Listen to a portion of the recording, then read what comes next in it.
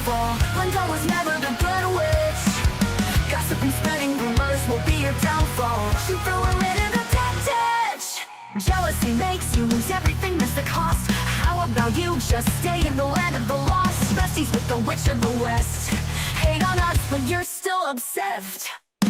Getting you to be the big bad villain, babe, go get a psychoanalysis. Because I know I'm one in a million, but it's fine, I'll be your protagonist. You're talking too much, we can all hear your whispers. Calling us wicked is a little insulting. You gave them to her, but you can keep the rest with first thoughts. You're a girl's girl, but that's just disgusting.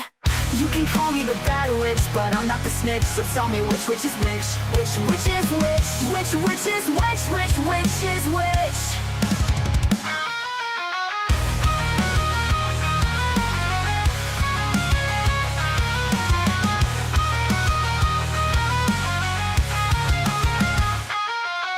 Mirror on the wall, who's the saddest one of all? Glenda was never the good witch. Gossip and spreading rumors will be your downfall. She threw her into the dead ditch. Jealousy makes you lose everything, that's the cost. How about you just stay in the land of the lost? Besties with the witch of the west. Hate on us, but you're still obsessed. Hating me to be the big bad villain, babe, go get a psychoanalysis. Because I know I'm one in a million, but it's fine, I'll be your protagonist.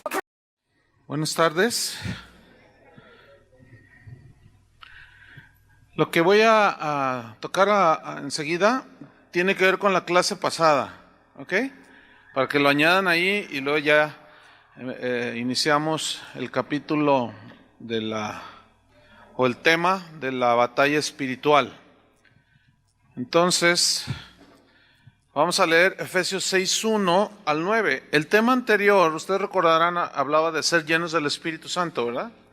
Entonces, el tema no se corta, sino que continúa en el capítulo 6 hasta el versículo 9.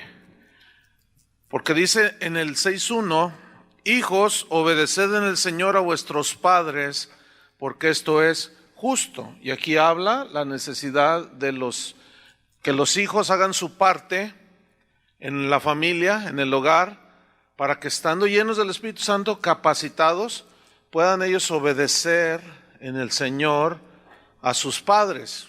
Por eso los que tenemos hijos tenemos que estar con ellos, instruyéndolos en la palabra. No podemos ser negligentes, siempre tenemos que estar amonestándolos con disciplina y amonestación del Señor.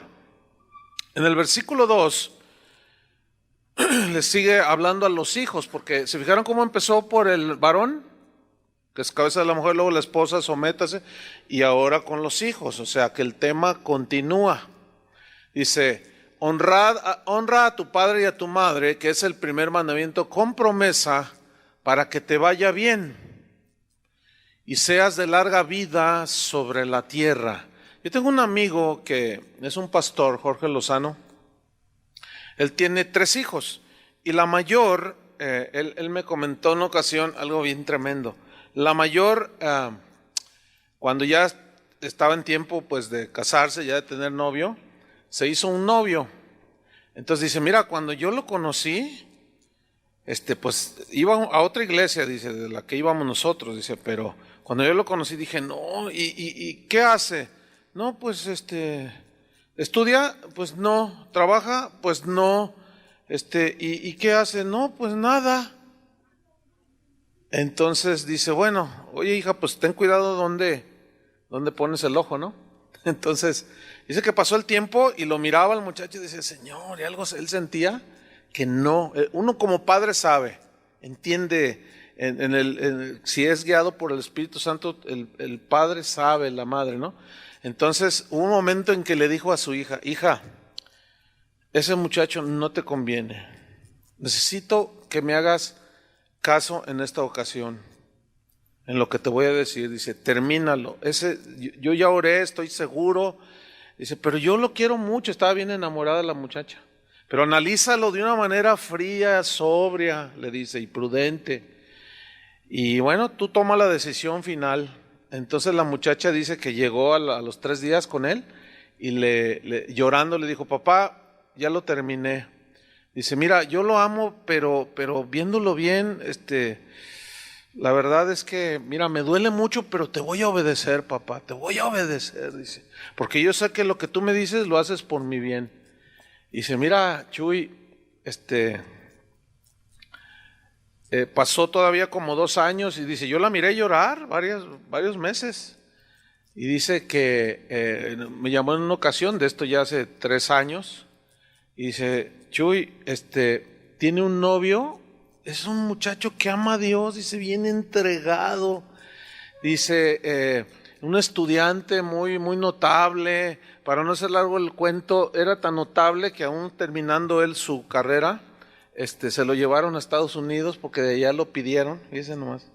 Se lo llevaron y tiene un trabajo muy bien remunerado. Ella también tiene su carrera y son muy felices, ya tienen un hijo. Y ahora que lo vi hace poco, hace unos cuantos días, le pregunté, ¿y cómo está tu hija? Dice, no, es felicísima. Mira, no se cansa de decirme, gracias, papá. Y él le dijo, dice Jorge, que le dijo a su hija, pero esto fue, hija, porque tú me obedeciste. Claro, hay quienes se enseñorean y ustedes entienden eso, ¿no? Pero en el caso de él fue algo genuino. Y bueno, por eso los hijos también tienen que estar llenos del Espíritu para poder discernir. Entonces, vean cómo estar lleno del Espíritu es mucho más que hablar en lenguas, ¿no? Entonces dice, versículo 4, luego ya habla a él y a ella como padres. Dice, vosotros padres, no provoquéis a ira a vuestros hijos, sino criadlos en disciplina y amonestación del Señor. Dice, y luego se vuelve a los siervos o a los empleados o a los obreros, en el versículo 5, dice, siervos, obedeced a vuestros amos terrenales con temor y, ¿qué más? Y temblor. Dice, estoy en el versículo, ¿qué? 5, es que se me fue aquí de pronto. Dice, obedeced a vuestros amos terrenales con temor y temblor, con sencillez de vuestro corazón, como a Cristo. Y hasta para ser un buen obrero, un buen empleado, se necesita estar lleno del Espíritu Santo, para reconocer la autoridad y someterse. Versículo 6, mira la instrucción, no sirviendo al ojo, como los que quieren agradar a los hombres, sino como siervos de Cristo, de corazón, haciendo la voluntad de Dios, sirviendo de buena voluntad, como si fuera para el Señor y no a los hombres. Y bueno, ustedes saben la clásica imagen, ¿no? De los que están ahí trabajando y están ahí perdiendo el tiempo y están ahí, luego viene el jefe o lo ven venir y se ponen muy hacendosos. Hola, señor González, ¿cómo no? Y que quién sabe qué, pero en realidad o hacen las cosas para ser vistos y que tengan cierta opinión de ellos. Y el Señor dice, no tiene que estar el amo presente. Hagan de cuenta que está el Señor ahí enfrente de ustedes para que hagan las cosas como se deben de hacer. Y aquí ya habla de lo cotidiano. Y luego dice el versículo 8, sabiendo que el bien que cada uno hiciere, ese recibirá del Señor, porque para Él no hay acepción de personas, sea siervo, o sea esclavo, o sea libre. Y vosotros amos, y luego se fijan cómo padre, esposo, esposa, y luego padres, hijos, padres, y luego siervos o empleados, obreros, y luego amos. ¿Ven? Por supuesto aquí está hablando a los amos cristianos, ¿no? Y vosotros amos, haced con ellos lo mismo, dejando las amenazas, sabiendo que el Señor de ellos y vuestro está en los cielos y que para Él no hay acepción de personas. Bien, hasta ahí la instrucción que Pablo da acerca de la importancia de estar llenos del Espíritu Santo para poderse someter y funcionar, ¿no? Como Dios quiere y seamos bendecidos. En el versículo 10 en adelante, si ustedes ponen un título, Pablo empieza a hablar de la batalla espiritual. Ustedes pongan la batalla espiritual parte 1.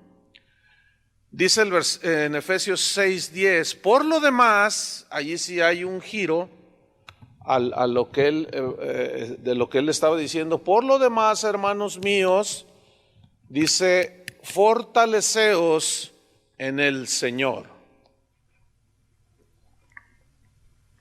La palabra fortaleceos del griego, en el significado en el griego es un poco más amplio, por supuesto, como casi siempre de las veces, significa hacerse fuerte. Fíjate, hazte fuerte en el Señor. ¿Por qué? ¿En qué consiste? ¿En qué consiste hacerse fuerte? Consiste en dejar que sea la fuerza del Señor la que actúe en nosotros. ¿Sí? Dejar que sea la fuerza del Señor la que actúe en nosotros. Porque para enfrentar las luchas de cada día, las luchas espirituales, que a continuación él comienza a narrar, pues se necesita hacerse en la fuerza del Señor. Dice entonces, fortaleceos en el Señor y, dice, ¿en qué? En el poder de su fuerza. Es decir, la fuerza que Dios otorga a sus hijos para enfrentar las batallas espirituales. Esa es la fuerza que Dios le da a sus hijos para enfrentar las adversidades, las batallas espirituales. Ahora bien, en el versículo 11, Pablo dice, vestíos, ¿de qué? De toda la armadura de Dios. La palabra armadura viene de un término griego, panoplia. Panoplia describía la armadura completa de un soldado romano. ¿Sí? Cuando decían la panoplia, estaban hablando de la armadura completa de un soldado romano.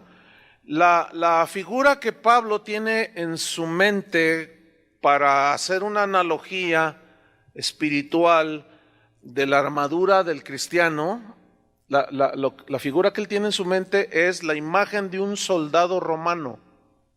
¿Sí? No es de un soldado del siglo XXI, ¿verdad? Con AK-47 o un automático, con mira telescopio. No. Porque eso tenía en mente. Entonces Pablo alegoriza o metaforiza toda la armadura del cristiano y lo aplica en sentido espiritual. Entonces dice, vístanse de toda la armadura espiritual, pero yo quiero subrayar la palabra toda la armadura, toda la panoplia, toda la armadura completa de un soldado cristiano. Entonces, cuando habla de armadura de Dios, ahí está hablando en términos ya militares, ¿sí? Y no se habla de milicias si no es para la guerra. El ejército es para la guerra. Entonces, aquí ya Pablo está diciendo que nosotros somos como soldados también, que hay una batalla, que hay una guerra y tenemos que estar bien armados, ¿sí? Entonces, dice, vístanse de toda la armadura de Dios, pero en un cristiano, pues las armas son espirituales, no son carnales. En la segunda parte vamos a ver un poco más de eso. Pero en un cristiano son armas espirituales que son dadas por Dios para vencer las tentaciones del diablo, sus maquinaciones, ¿sí? Sus engaños, etcétera, etcétera.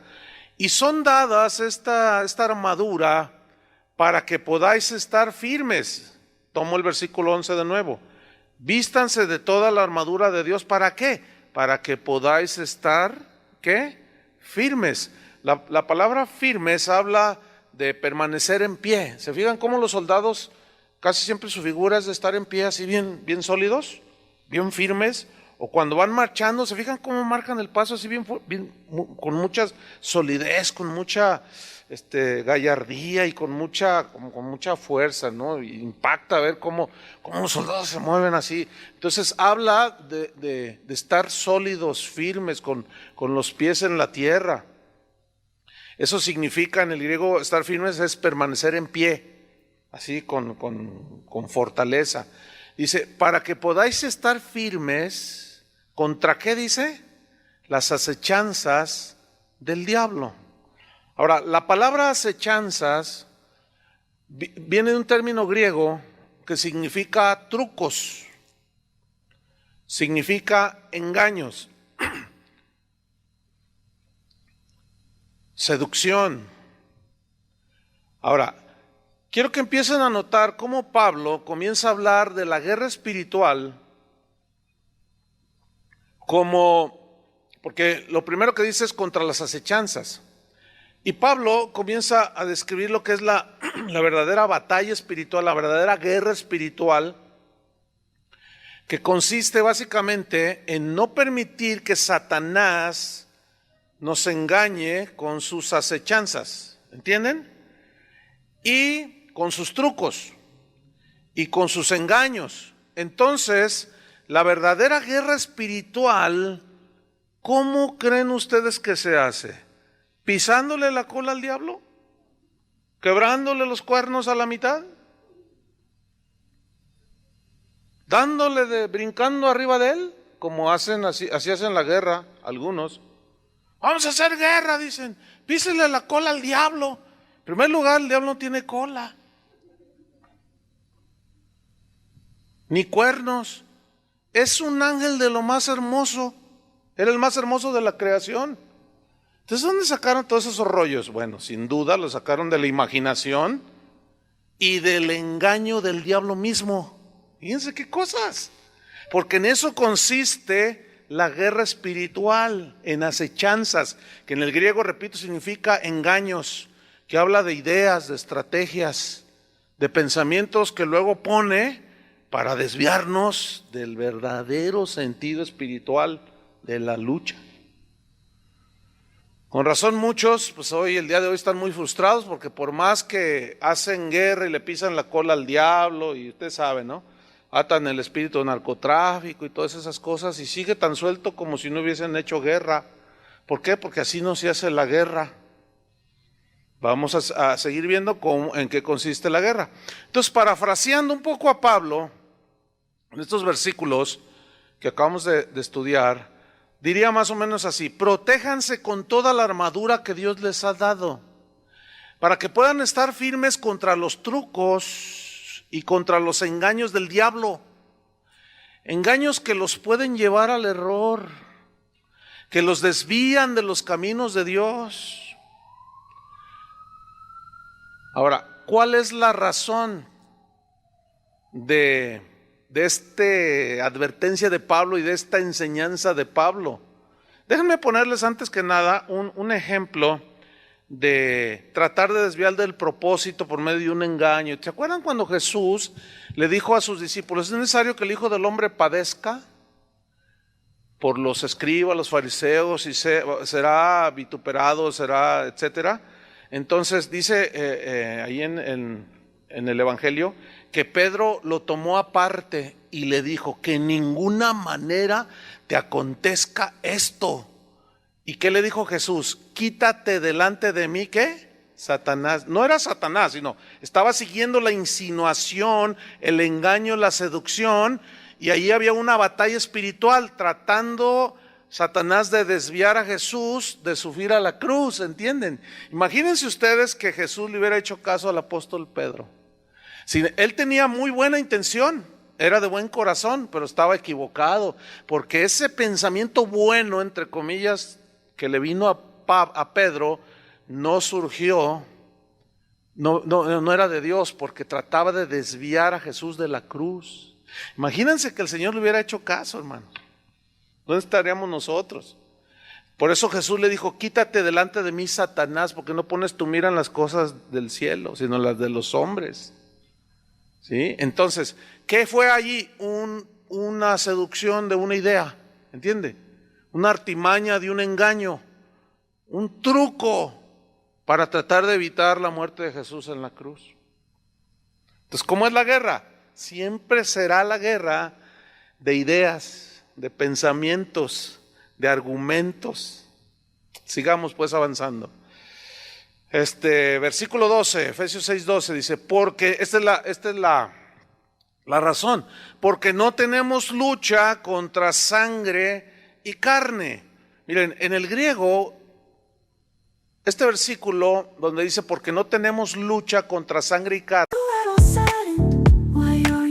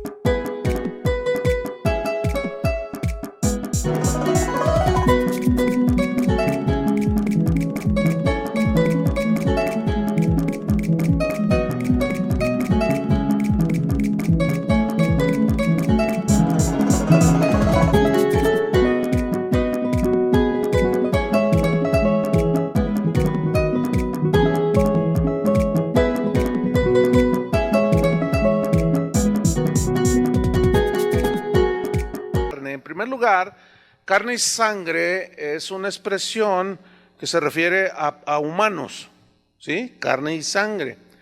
Pero en el griego el texto se lee con más claridad y se lee más o menos en esta manera, porque no tenemos lucha solamente contra sangre y carne. Y allí cambia ya y nos da más claridad acerca de la lucha espiritual. Porque la lucha espiritual, porque yo he escuchado cristianos que dicen, no, mira, tú no te fijes en la persona o en el... No, porque en realidad nuestra guerra no es contra carne ni sangre, sino contra principios, son contra espíritus. Pero en el griego no se lee así.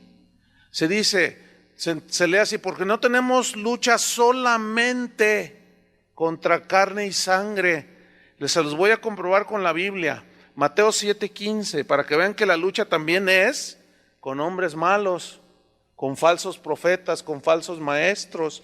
Entonces está el falso maestro y es una lucha con el falso maestro, ¿no es cierto?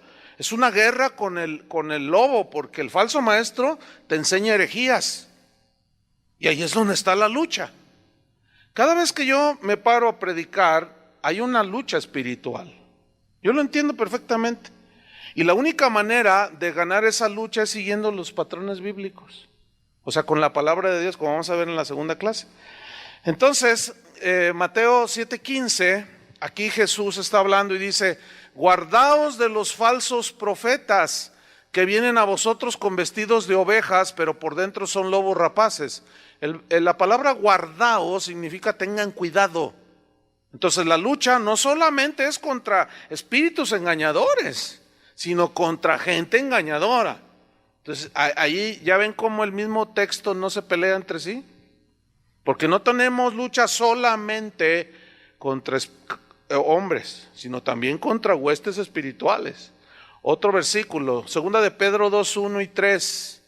2 de Pedro 2:1 y 3. Dice Pedro, pero hubo también falsos profetas entre el pueblo, como habrá entre vosotros falsos maestros, que introducirán encubiertamente herejías destructoras. Ahí está, falsos maestros, que introducirán encubiertamente herejías destructoras, y aún negarán al Señor que los rescató, atrayendo sobre sí mismos destrucción repentina. Y muchos seguirán sus disoluciones. Aquí disoluciones son ideas que dividen. Entonces, ¿cómo es la guerra?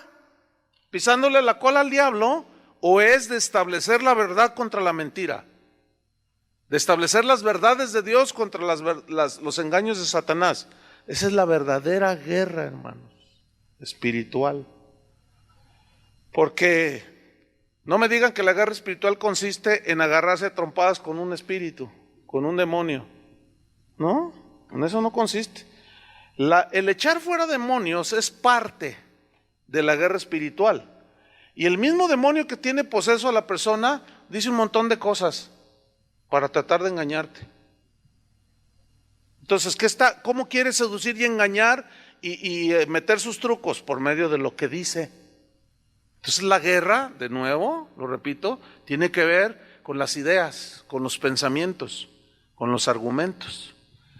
Entonces dice, y muchos seguirán sus disoluciones, por causa de los cuales el camino de la verdad será blasfemado, será torcido, se van de la verdad hacia la mentira. Versículo 3, y por avaricia de estos falsos maestros harán mercadería de vosotros, ¿con qué dice? Palabras fingidas, mentirosas. ¿Cómo es la guerra? Es de argumentos, hermanos, es de ideas, es de pensamientos. Dice, sobre los tales ya de largo tiempo la condenación no se tarda y su perdición no se duerme. Primera de Juan 4:1, fíjense cómo no solo la guerra es contra personas, podríamos leer, no solo es contra huestes espirituales, sino también con personas, hombres malos. Primera de Juan 4:1 dice, amados, no creáis a todo espíritu. Aquí espíritu es sinónimo de persona, No creáis a todo espíritu, sino probad los espíritus si son de Dios, porque muchos falsos profetas, ahí está, Espíritu es sinónimo de personas, pero falsos profetas. ¿Qué es un falso profeta? El que trae un mensaje, ¿qué? Falso, ideas falsas, conceptos erróneos. ¿Cómo es la guerra espiritual? Es de ideas, pensamientos y argumentos. ¿Están entendiendo? Sí, esto es bien importante. Pero sigamos abundando. Volvamos a Efesios 6, estamos en el 12. Porque no tenemos lucha solamente contra personas, sino, o sea, también contra, ¿qué? Principados. Esta palabra principados viene del griego argé. Y argé, que se traduce por principado, significa entes espirituales. Aquí sí son espíritus. Entes espirituales que dominan, escúchenme bien, ese es el significado en el diccionario. Entes espirituales que dominan las mentes de las personas. Ahora, pregunta, ¿cómo las dominan sus mentes? ¿Por medio de qué? De argumentos, de pensamientos. ¿Cómo piensa un ateo? ¿Cómo piensa un homosexual? Yo soy una mujer atrapada en el cuerpo de un hombre, dice. ¿Qué idea es esa? Es un vil engaño, ¿entienden? ¿Cómo es la guerra entonces? De ideas, de argumentos. ¿Qué es el mensaje del evangelio? ¿No son las ideas y el pensamiento de Dios? Que se pelean contra las ideas humanas y los argumentos humanos y de los filósofos y de los científicos que están en contra de Dios. Ok, entonces la lucha espiritual, la guerra espiritual verdadera, no solo es contra gente mala, falsa, engañadora, sino también dice contra principados, entes espirituales que dominan las mentes de las personas. ¿Qué más? Contra potestades. La palabra potestades viene del griego exousia, con X, exousia, más bien se pronuncia, exousia. Y exousia, que se traduce potestades, también habla de entes espirituales, pero tienen una pequeñita variación. Entes espirituales que tienen influencia en las mentes de las personas.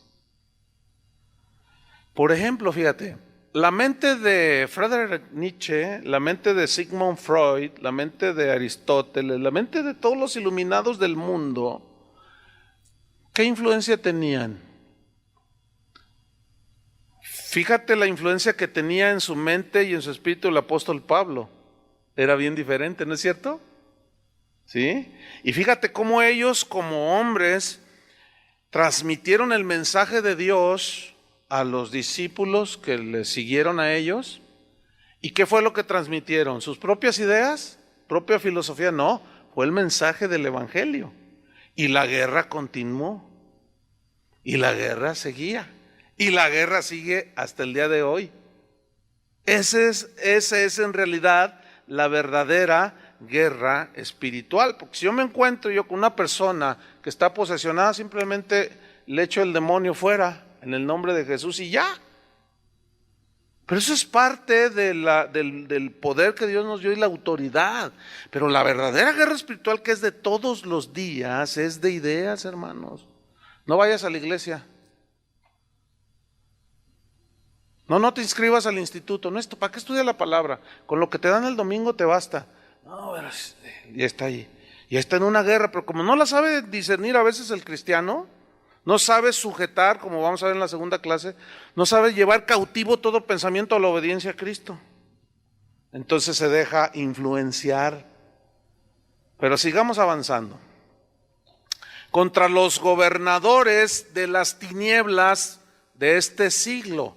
Mira, la palabra gobernadores se oye hasta como de película. Viene de un término griego, cosmocrator. Está bueno para una película, ¿verdad? Cosmocrator. Y cosmocrator, de ahí se deriva la palabra gobernador. Pero mira cómo dice, gobernadores ¿de qué? de las tinieblas de este siglo, o sea, de este mundo, que están vigentes en este mundo, son todos esos ángeles caídos, que son los demonios, que fueron arrestados por Satanás en su rebelión allá en los lugares celestes.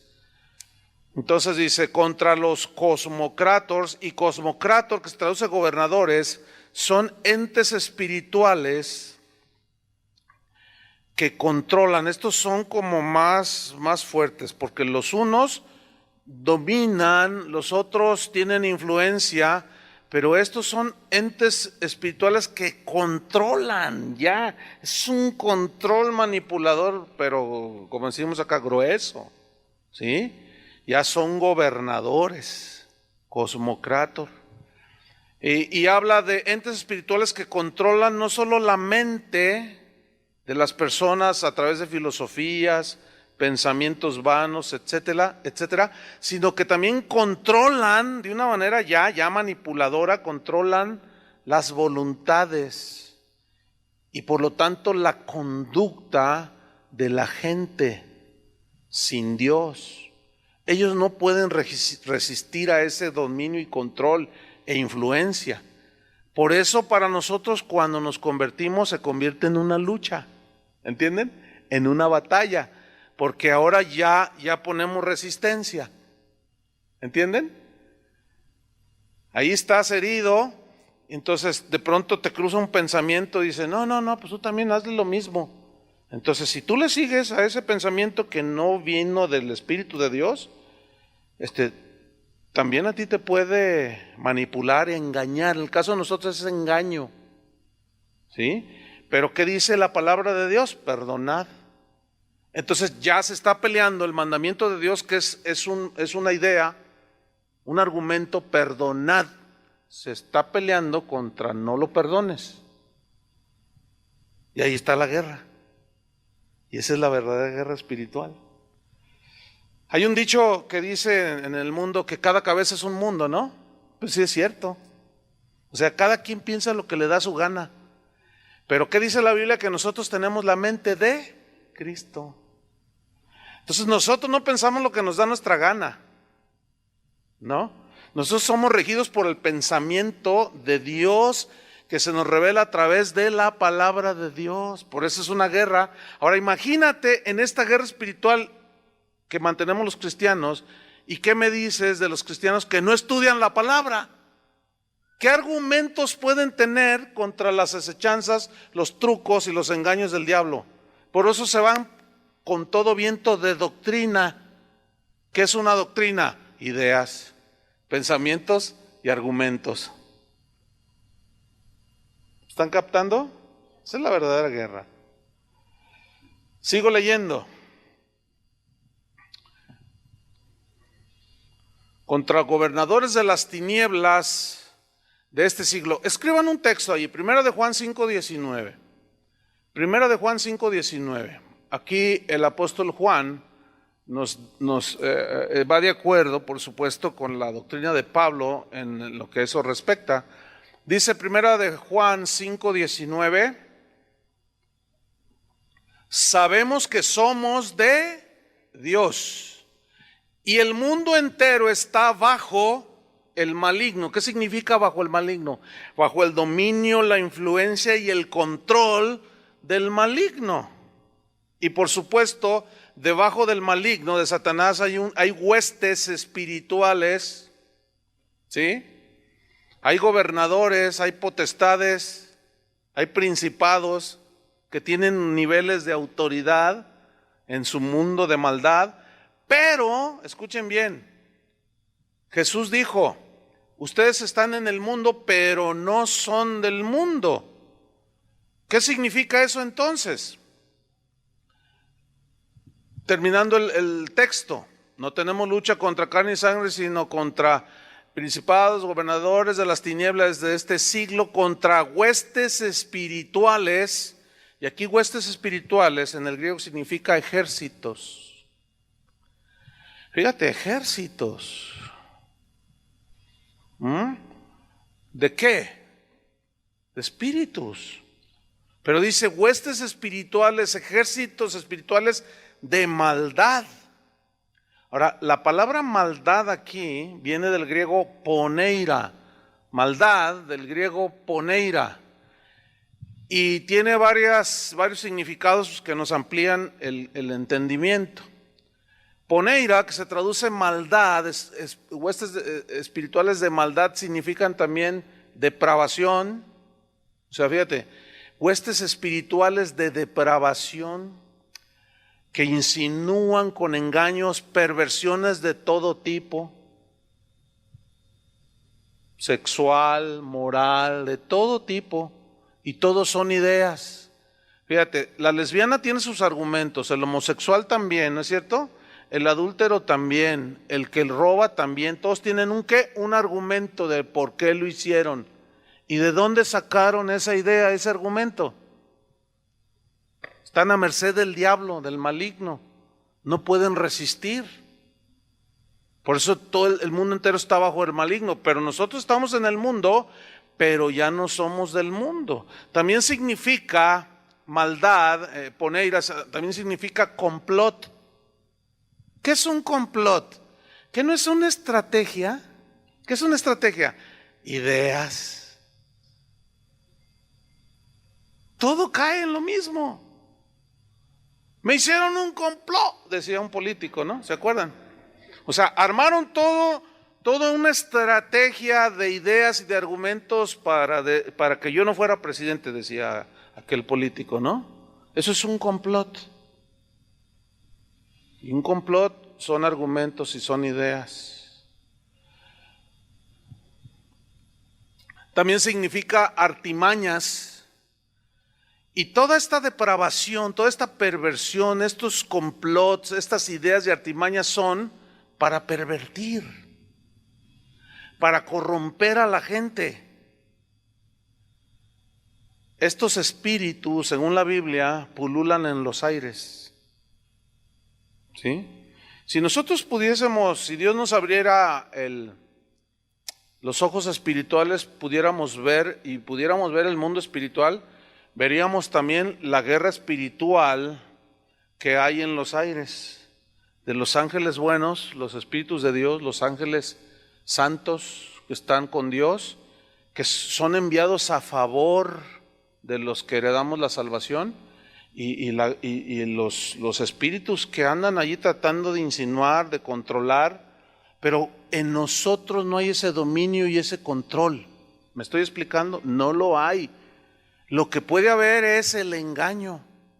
Eso es lo que significa acechanzas, ya lo expliqué. Por eso dice, pónganse toda la armadura de Dios para que estén firmes contra las acechanzas del diablo.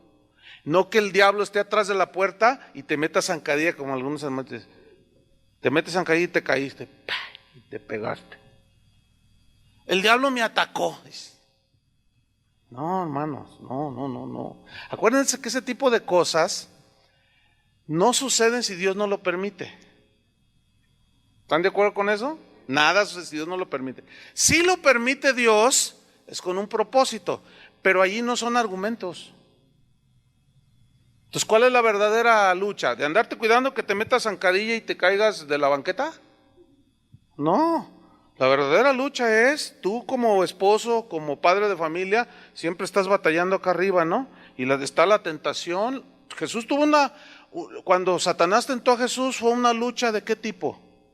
Que jugaron vencidas o a ver así, y estaban a ver quién tumbaba al otro. ¿Dónde fue la batalla? En la mente. ¿Y cómo fue? ¿No fue de ideas? Si eres hijo de Dios, di que estás... No, escrito está, no solo de pan vivirá el hombre. O sea, Jesús tuvo esa guerra espiritual con argumentos de Dios, con la palabra de Dios. Y esa es la verdadera guerra. Tírate desde arriba. Está escrito. ¿Qué es lo que estaba escrito? La idea de Dios, el pensamiento de Dios. Pero Satanás lo torció. Está escrito que a sus ángeles va a mandar y te van a guardar, te van a tomar en sus manos. Y Jesús le dice con otro argumento, le dice, sí, pero escrito está, no tentarás al Señor tu Dios. Entonces, ¿ven la guerra cómo fue? La guerra fue de argumentos, hermanos. Entonces, ¿dónde queda toda la guerrería que se traen por ahí? Es pura faramaya. Fíjate, atan un espíritu de homosexualismo, que no, dicen, yo pues, aquí en Guadalajara, yo tengo toda mi vida aquí en Guadalajara y de cristiano 37, ya casi llegando a los 38 años de cristiano. Y yo me acuerdo cuando empezó todo ese asunto, yo me acuerdo hace 25 años que empezaron con la cosa de la atadera, cómo decían, vamos a atar el espíritu de homosexuales, de homosexualismo. Uy, lo atábamos y con 3 nudos. Y no solo no se acabó. Guadalajara ahora le dicen la San Francisco de Latinoamérica. ¿Qué significa eso? Que es uno de los centros de homosexualismo más tremendos del mundo. ¿Qué pasó con toda la atadera? Sin embargo, ¿cómo es que un homosexual es liberado de la esclavitud del pecado? ¿Predicándole qué? ¿Y qué es el evangelio? El argumento de Dios, el pensamiento de Dios. Y cuando tú se lo dices, empieza la guerra. No, pero Dios así me hizo. Y tú, no, pero Dios no hace así. Porque Dios, no, sí, ¿por cómo no? Y empieza la lucha. Y luego ya se enoja, empieza la agresión. Por eso tú no te debes de enojar. Y la guerra, se va esta persona con esta desviación, esta perversión de maldad en su vida, y se va pensando y empieza a luchar, porque el Espíritu Santo le empieza a hablar, ¿entienden? De lo que oyó. Por eso es importantísimo predicar el Evangelio, no andar haciendo todos esos actos circenses. Cuando Pablo entró a Atenas en Grecia, ¿qué hizo? ¿Guerra espiritual? ¿Cómo fue su guerra? De argumentos. Estaba en la meca de la filosofía. ¿Y qué les dijo? Un altar al Dios no conocido. De este les vengo ¿a qué? A hablar. ¿Y qué es hablar? ¿Qué se transmite al hablar?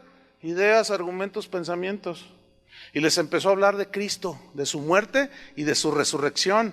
Y cuando lo oyeron, los filósofos dijeron, ya te escucharemos. No les gustó. Ya te escucharemos en otra ocasión. Estoy hablando de Hechos 17. No, dijeron, de resurrección. No, ya te escucharemos en otra ocasión.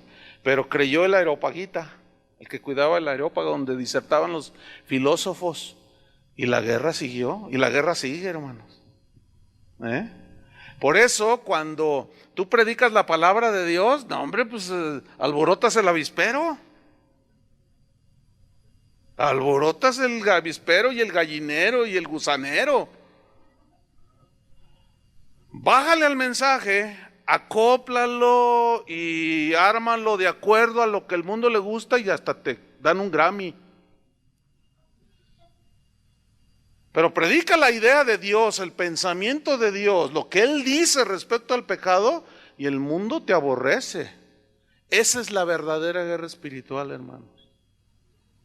Y la estoy luchando ahorita y sentado, sin pisotear ningún espíritu. Porque ahorita algunos de ustedes están, entonces por eso, pero el diablo está enojadito, ¿entienden? Y los demonios que están, no le hagas, es bien exagerado ese Chuy, no le hagas caso, es bien exagerado, es un legalista, no le hagas caso. Y están ahí algunos que le hacen caso, porque el mensaje no es mío. Yo nada más les transmito lo que dice la Biblia. Y ahí está la guerra espiritual. Y no se dan cuenta muchos siquiera que están luchando espiritualmente. Porque la guerra es de argumentos y de ideas. ¿Qué más? Fíjate, primera de Juan 5:19. Sabemos que somos hijos de Dios y que el mundo entero está bajo el maligno. Bajo el control del maligno. Dice una versión. El mundo entero está bajo el control, está bajo el dominio del maligno con todas sus ideas. Pero como nosotros, aunque estamos en el mundo, pero no somos del mundo, no significa que no nos insinúe. Por eso Pablo dice, vístanse de toda la armadura de Dios para que podáis estar firmes contra las acechanzas del diablo. Efesios 6:13. Por tanto dice, tomad toda la armadura de Dios, toda la armadura de Dios. Acuérdense que Pablo tenía en su mente la armadura de un soldado romano, toda, para que podáis resistir en el día malo, y habiendo acabado todo, estar firmes. Día aquí puede ser de 24 horas o un periodo, ¿sí? Porque a veces la lucha espiritual te dura un día y al otro día tienes otra, pero a veces hay una guerra espiritual, una lucha espiritual que tú enfrentas, que puede durar días, semanas, meses, puede ser una tentación, puede ser un pensamiento, una inseguridad. Por eso fíjense lo que dice el versículo 14. Estad pues firmes, parados en pie, sólidos, ceñidos vuestros lomos. Esta palabra ceñidos significa atarse el cinto, porque abajo de la armadura de la coraza que el soldado se ponía, tenía una como una túnica, ¿sí? Pero esa túnica era como su ropa interior, pero esa túnica era ceñida con un cinto, para que no estuviera floja, estuviera ceñida al cuerpo, y luego se ponía la armadura que, pues imagínate, de hierro o de metal, pues en realidad pues rasparía mucho, ¿no? Sería muy... Entonces, ellos se ceñían un cinto, vuestros lomos. La palabra lomos, pongan atención, en el griego viene una palabra que en el griego significa entrañas. Entrañas. Porque las entrañas, ¿dónde están?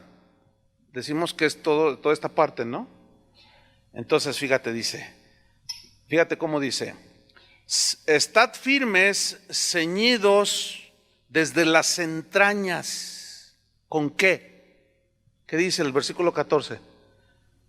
Con la verdad. ¿Qué significa verdad allí?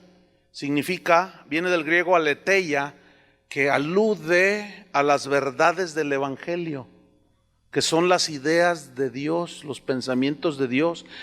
Por eso Pablo decía, la palabra de Cristo mora en abundancia en vuestros corazones, o sea, en las entrañas, ¿entiendes?